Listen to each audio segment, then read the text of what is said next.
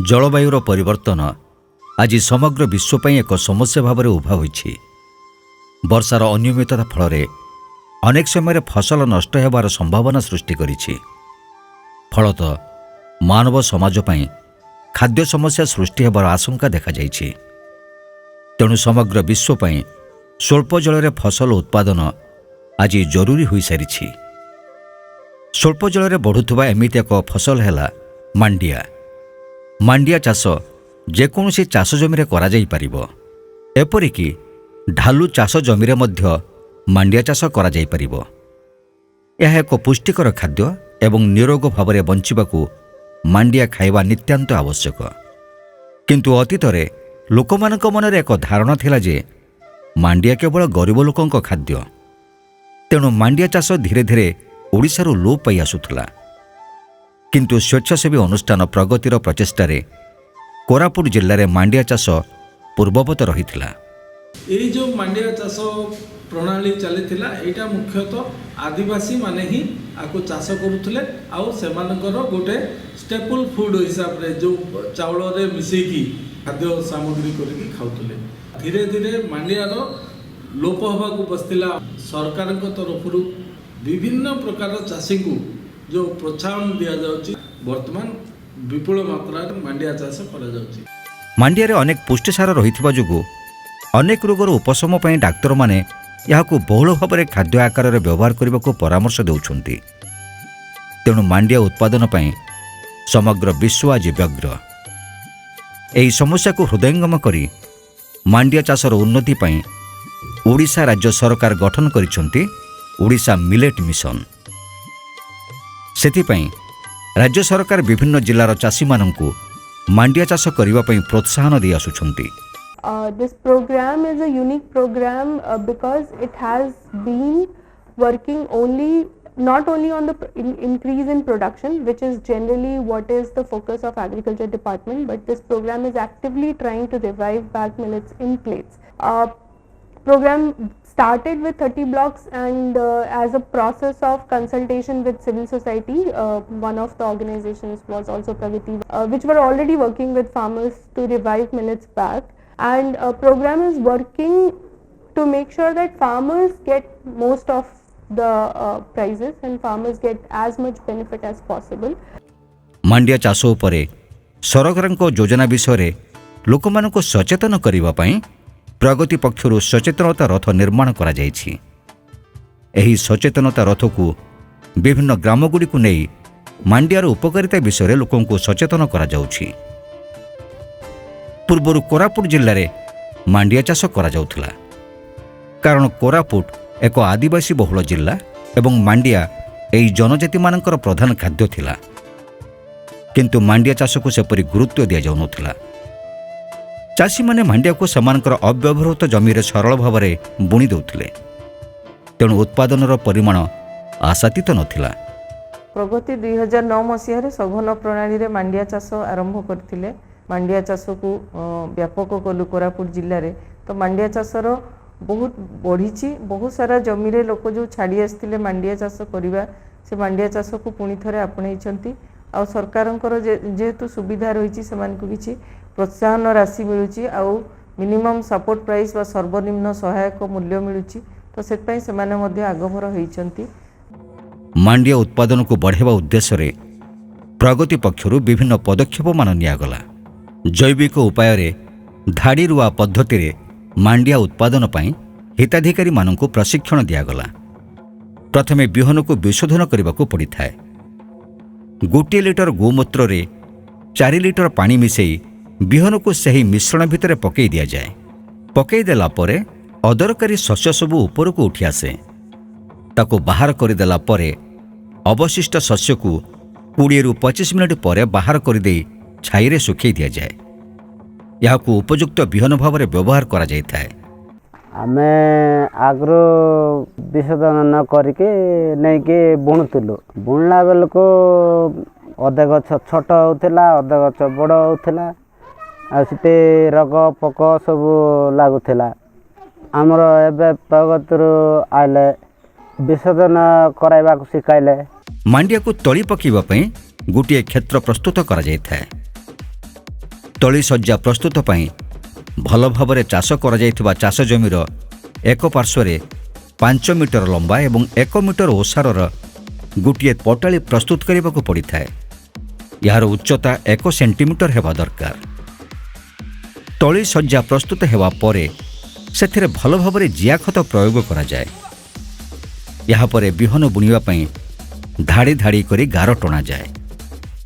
ଏହାପରେ ବିଶୋଧିତ ମାଣ୍ଡିଆ ବିହନକୁ ଧାଡ଼ିରେ କରାଯାଇଥିବା ଗାରରେ ପତଳା କରି ପକାଇ ଦିଆଯାଏ। ଏହାପରେ ସେହି ଗାରଗୁଡ଼ିକୁ ମାଟି ଦ୍ୱାରା ଢାଙ୍କି ଦିଆଯାଇଥାଏ। ମାଟି ଢାଙ୍କି ଦେଲା ପରେ ଏହା ଉପରେ ନଡ଼ାର ଏକ ଆସ୍ତରଣ ଦିଆଯାଏ। ନଡ଼ାର ଏହି ଆସ୍ତରଣ ଦେବା ପରେ ଏହା ଉପରେ ପାଣି ଛିଞ୍ଚି ଦିଆଯାଇଥାଏ।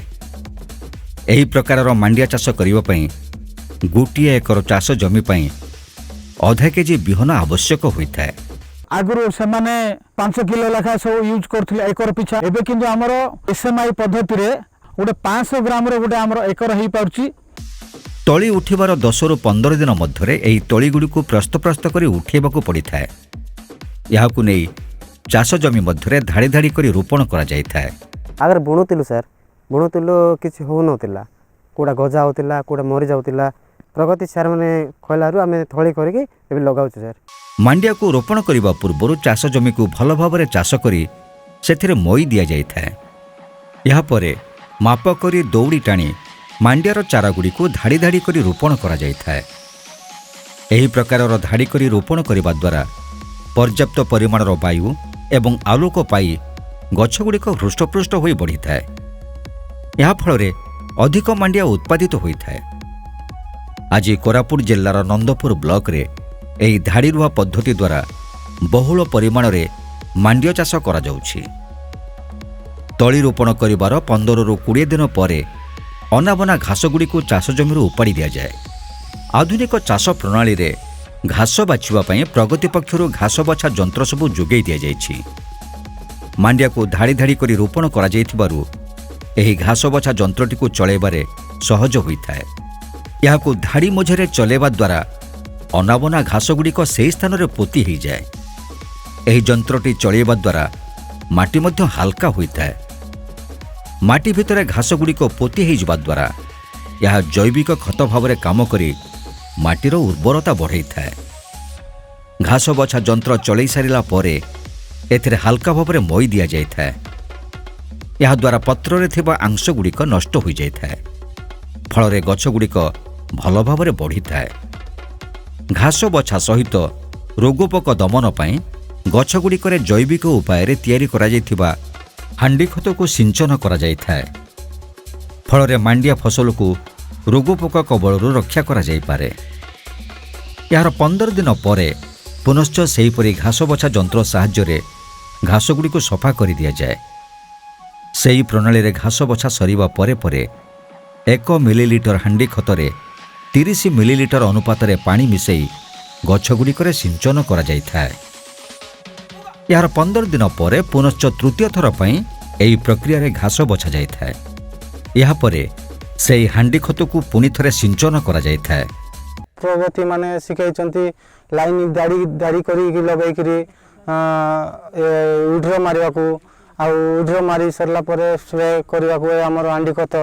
ଗଛ ଲଗାଇଲା ପରେ ଆଉ ଗୋଟେ 10-15 ଦିନ ଗଲା ପରେ ଉଡ୍ର ମାରିବାକୁ ଆସୁଛୁ। ଘାସ ହେଇଥିବ, ଉଡ୍ର ମାରି ସାରିଲା ପରେ ଆଉ ଗୋଟେ 10-15 ଦିନ ପରେ ହାଣ୍ଡି ଖତ ଆଣିକି ଲିଟରକୁ 20 ଲିଟର ପାଣି ପକାଇକି କରୁଛୁ। ଏହାପରେ ମାଣ୍ଡିଆ ଉତ୍ପାଦନ କରିବାର ସମୟ ଆସିଥାଏ। ହିତାଧିକାରୀମାନଙ୍କ ଦ୍ୱାରା ମାଣ୍ଡିଆ କଟାଯାଇଥାଏ। ଗୋଟିଏ ଏକର ଚାଷ ଜମିରୁ କେତେ ପରିମାଣର ମାଣ୍ଡିଆ ଉତ୍ପାଦନ କରାଗଲା ସେଥିପାଇଁ ପ୍ରଗତି ପକ୍ଷରୁ ପ୍ରତିବର୍ଷ କ୍ଷେତ୍ର ଦିବସର ଆୟୋଜନ କରାଯାଇଥାଏ। ସେଥିରେ 5 ମିଟର ଲମ୍ବ ଏବଂ 5 ମିଟର ଓସାରର ଏକ କ୍ଷେତ୍ର ବଛାଯାଇଥାଏ। ସେଥିରୁ ହିତାଧିକାରୀମାନଙ୍କ ଦ୍ୱାରା ମାଣ୍ଡିଆ ଅମଳ କରାଯାଇଥାଏ।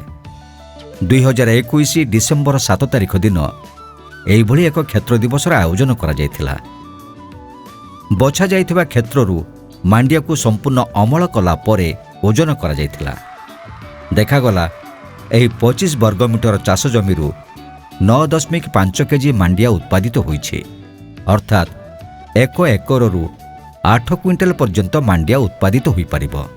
আর ସେ 3 ଏକର ଜମି ଯେ କହନ୍ତି ଧାନ କହନ୍ତି ମାଣ୍ଡିଆ କହନ୍ତି ସୁଆ ହେଇଥିଲା 1 ଏକର ଜମିରେ ମୁଣ୍ଡିଆ ଲାଗିଥିଲା એટલે 3 କୁଇଣ୍ଟାଲ 50 କେଜି ମଣ୍ଡିରେ ଦେଇଥିଲି ଯାହା ବଲଗାଟା ଖାଇଥିଲୁ ପରୁ ବର୍ଷେ 12 କୁଇଣ୍ଟାଲ ଖଣ୍ଡେ ପାଇଥିଲି मंडी लगे आज्ञा गत वर्ष 10,000 टका पाइलु ପୂର୍ବରୁ ଚାଷୀମାନେ ବିଶେଷ କରି ମହିଳାମାନେ ଅତ୍ୟନ୍ତ ପରିଶ୍ରମ କରି ମାଣ୍ଡିଆ ଅମଳ କରୁଥିଲେ। ବର୍ତ୍ତମାନ ମାଣ୍ଡିଆ ଅମଳ କରିବା ପାଇଁ ଚାଷୀମାନେ ଟ୍ରାକ୍ଟରର ସହାୟତା ନେଉଛନ୍ତି। ଏହାଦ୍ୱାରା ଖୁବ୍ କମ୍ ସମୟରେ ଏବଂ କମ୍ ପରିଶ୍ରମରେ ମାଣ୍ଡିଆ ଅମଳ କରାଯାଇପାରୁଛି। ସରକାରଙ୍କର ମିଲେଟ୍ ମିଶନ ତରଫରୁ ପ୍ରଗତି ସହାୟତାରେ ମାଣ୍ଡିଆ ଅମଳ କରିବା ପାଇଁ ଯନ୍ତ୍ର ଯୋଗାଇ ଦିଆଯାଇଛି।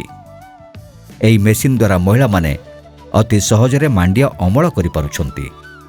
परवर्ती वाला देले सर एबे हमके बोलो खाम के सुविधा देलानी मशीन आगे ठेंगा बाड़ी दारी करी सब गाय गरु संगे मिसी करी आमी मुंडिया छपी करी आनतेलु एबे आमी निजे लेबे आमी चलाइबु आमी करबा मांडियारे बहुत कष्ट होची जोटा कि बाड़े बाड़े ताकू दिन सारा से माने प्रक्रियाकरण करिथांती तो सेही जो प्रक्रियाकरण पई आमे सेमान को गोटे गोटे एसएचजी माध्यम रे सब प्रक्रियाकरण पई यंत्र जोगै दियाइची जोटा कि बहुत कम समय रे से माने आ बहुत सहज भाव रे से माने मांडिया को बाड़े की सेतिरु तार शस्यटा बाहर करि पारचंती। सरकारଙ୍କର मिलेट मिशन योजनारे हिताधिकारी मानक ठारू मांडिया किनिबा पई मंडी सब गठन करा जायछि। हिताधिकारी माने निज निजर उत्पादित मांडिया को मंडी माध्यम रे बिक्री करी निजर रोजगार को बढ़ाई पारुछंती। एठारे सरकार एकर पिछा 2 क्विंटाल हिसाब रे मांडिया हिताधिकारी मानक ठारू किणुछंती। प्रगति पक्षरु बळका मांडिया को व्यवसायीकरण करिबा पई प्रोड्यूसर कंपनी सब गठन करा जायछि। हिताधिकारी माने निजर खाद्य रूप में व्यवहार करने को मांडिया रखी बड़का मांडिया को एही प्रोड्यूसर कंपनी माध्यम रे बिक्री करी निजर पारिवारिक रोजगार को बढ़ाई पारुछंती। बर्तमान मांडिया चाष रे जैविक श्री फार्मर प्रोड्यूसर कंपनी प्रथमे बिहन संग्रह पाई बोली चिंता करथुला। विभिन्न प्रकार जो मांडियार बिहन अच्छी से सब को प्रथमे संग्रह करके तार जो पीवीटी माध्यम रे सेथिरु बिहन सब बाहर कला। विभिन्न किस्मर बिहन को अलग अलग करके जो एरिया पे जो ड्यूरेशन दरकार पड़ुची से भाया व्यवस्था कर बिहन पैकिंग करके बिहन प्रथम बजार व्यवस्था कराइला। आमे गत वर्ष 11,000 क्विंटाल आ ए वर्ष 15,000 क्विंटाल मांडिया बिक्री करने बोली चाषी मानकर व्यवस्था कर पारिथिलु। तो ता सहित भी जो चाषी मानकर सरप्लस रही जाउची आमे तो किछि बिहन आकार रे से मानठु नेकरी अन्य चाषी मानकु अन्य अनुष्ठान मानकु आम ओडिशा बाहर मध्य विभिन्न राज्य को आम पठेबार व्यवस्था करछु मार्केटिंग व्यवस्था करछु। वर्तमान एबे जैविक श्री फार्मर प्रोड्यूसर कंपनी आउरी चिंता करुच्ची जे आदर वैल्यू एड करके एमती पाउडर करके बिस्कुट करके केक करके तार बिक्री बटा करेबो विभिन्न नूडल्स तैयारी करके तार बिक्री बटा आगु करिवो। मांडिया को खाद्य रूपे व्यापक करिबा पई प्रगति पक्षरु विभिन्न स्वयं सहायता दलगुडी को नै जलखिया दुकान आरंभ करा जायछि। एथिरे मांडिया को व्यवहार करी विभिन्न स्वादिष्ट जलखिया सब प्रस्तुत करा जाउछि। 10 जण माँ मन मिसिकिना दुकान करछु आमे प्रगति देला पैसा 30,000 टका मांडिया चुनारे आमे सब मिसाई किना करछु ए काम। धीरे धीरे एई प्रकारर जलखियार लोकप्रियता बढ़िबारे लागिछि। अन्य राज्यରୁ आसुथबा आगंतुक माने एई प्रकारर खाद्य खाई आत्मसंतोष लाभ करुछंती। हम लोग यहाँ से जा रहे हैं राजमंड्री से हम कोरापुट जा रहे हैं काम से जा रहे हैं तो रास्ते में भूख लगा कहीं पे कुछ मिला नहीं देख रहे यहाँ पे कुछ लगा हुआ बोर्ड लगा हुआ टिफिन है बहुत जन खड़ा है देखा टिफिन कुछ मिलेगा करके आया था यहाँ पर सब यहाँ डाल रहा पूरी से भी डाल रहा है इडली डाल रहा है देखा अच्छा लगेगा खाया। आंध्रा में उतना बन रहा नहीं कम है यहाँ पे अच्छा लग रहा है खा के। এই কার্যক্রম আরম্ভ হওয়া ভিতরে প্রগতি যে পাঠ করেছেন তাঁর এই যে নন্দপুর ব্লক পাই বহুত ভালো কার্যক্রম করেছেন। যদি দেখা এই অঞ্চলের মান্ডিয়াটা বহুত হুয়ে আু ধরিকি যদি চাষ প্রক্রিয়া দেখা তাহলে এসএমআই এলটি এলএস মাধ্যমে আমি চাষ লাইন ভিতরে করছু। প্রগতি যে কার্যক্রম করছেন বহুত উল্লেখনীয় কার্যক্রম বহুত আওয়ারনেস করছেন লোক মন্ডি মাধ্যমে কেমতি বিক্রি করবে তা ব্যবস্থা করেছেন। যেহেতু এটা সরকারଙ୍କର जो मंडी माध्यम किणवार व्यवस्था थिला एथिरे टीडीसीसी वासन मिलेट मिशन प्रगति ए सब मिसिकरी काम करूछथि अंचल रे। प्रगतिर एई भली अभिनव उद्यम आगामी दिन में मांडियार उत्पादन बढ़ई पारिब। ता सहित परिवर्तित जलवायु को भित्ति करी स्वल्प जल दरकार पड़ुवा मांडिया जातीय फसल चाष करी आगामी दिन में तार खाद्य समस्या को मेंटाई पारिब।